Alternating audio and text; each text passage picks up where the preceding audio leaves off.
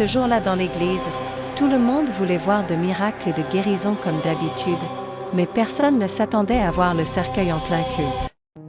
Au départ, personne ne la connaissait. Elle n'était pas célèbre. Elle n'était pas invitée à la radio. Elle ne faisait pas la une des réseaux sociaux. Elle était simplement connue comme une servante de Dieu. Une femme discrète. Toujours vêtue simplement. La Bible souvent serrée contre sa poitrine. Son église était petite. Très petite. Quelques bancs en bois usés. Un vieux micro qui grésillait. Un ventilateur fatigué qui tournait lentement au plafond. Le dimanche, on pouvait compter les fidèles sur les doigts des deux mains. Mais il y avait beaucoup de prières. Beaucoup de chants. Beaucoup de foi. Du moins, au début. Chaque année, le même constat revenait. Rien ne changeait. Les fidèles restaient les mêmes. Les bancs vides aussi. L'offrande. Toujours maigre. Elle priait. Elle jeûnait. Elle pleurait parfois seule après le culte. Mais malgré tout, l'église ne grandissait pas.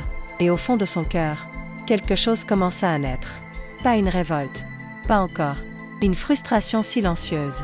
Elle commença à observer. Elle regardait autour d'elle. D'autres églises. Des parkings pleins.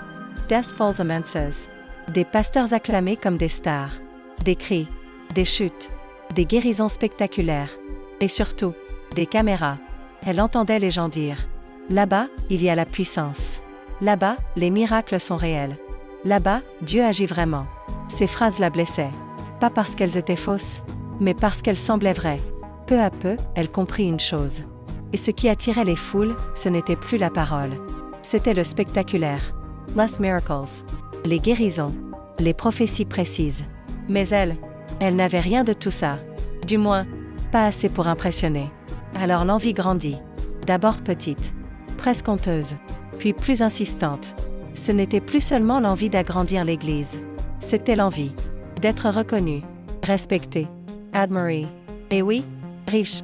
Un soir, seule dans sa chambre, elle fixa longtemps le plafond. Et une pensée dangereuse traversa son esprit. Une pensée qu'elle repoussa d'abord, puis qu'elle rappela, puis qu'elle caressa. Si les miracles attirent les foules, alors je vais créer des miracles. Pas des vrais. Des miracles fabriqués. Elle mit du temps avant de passer à l'acte. Mais quand elle le fit sérieusement. Elle choisit une petite équipe. Des hommes et des femmes de confiance. Discrets. Obéissants. Affamés aussi. Un protocole bien organisé. Leur mission était simple. Aller dans les quartiers les plus reculés.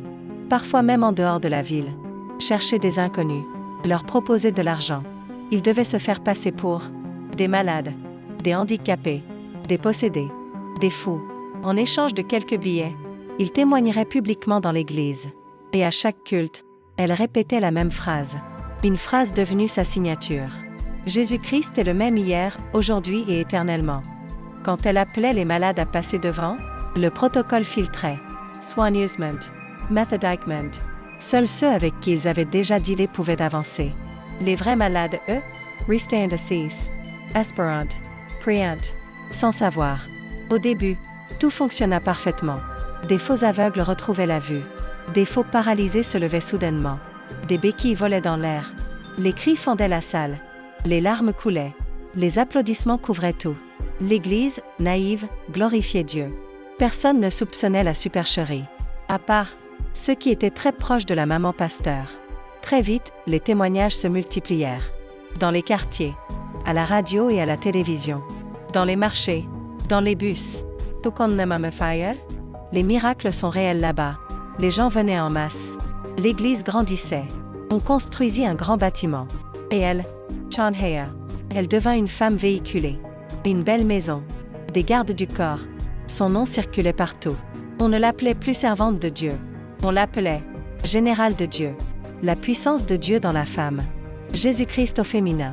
Dans son église, Allah surnommait Mamie Fire. Quand elle entrait, tout le monde se levait. On scandait son nom.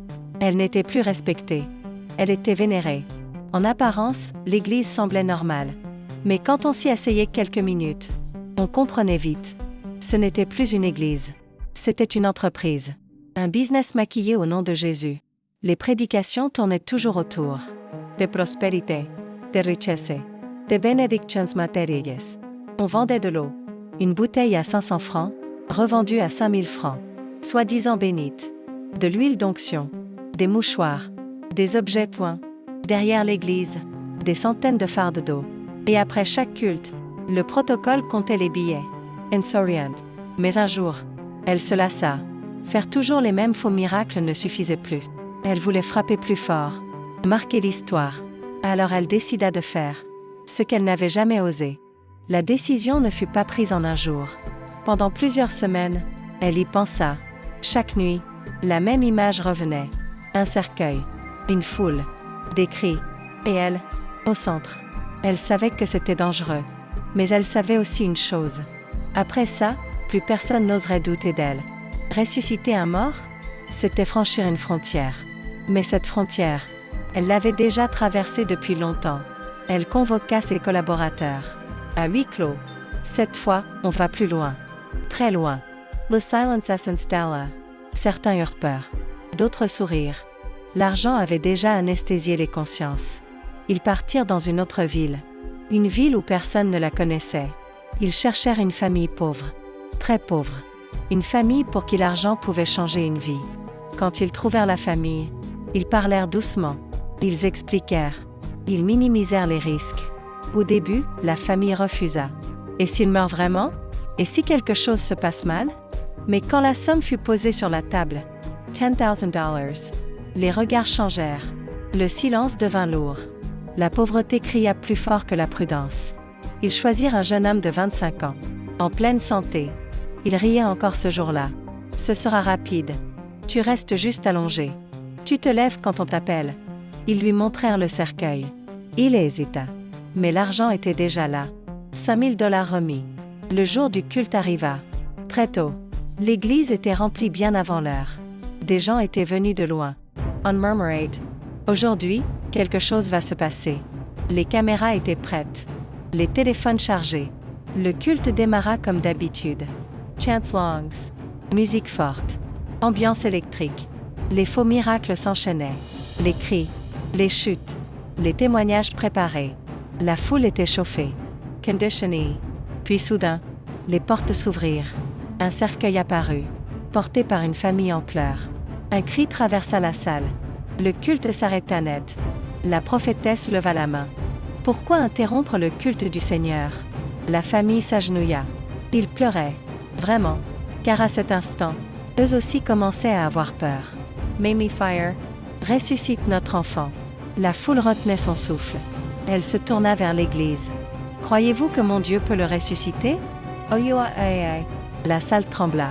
Mais dans le cercueil, la chaleur montait. L'air manquait. Le jeune homme transpirait. Il frappa doucement d'abord, puis plus fort. Son cœur battait vite. Trop vite. La prophétesse fit durer le moment.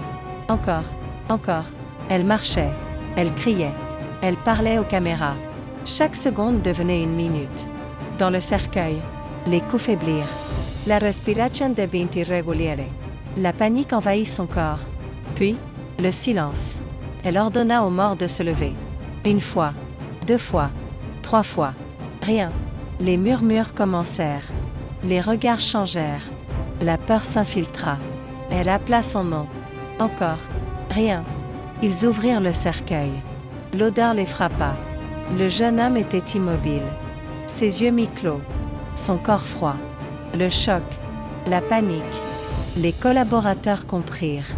Ils disparurent. Elle voulut fuir. Mais la famille cria.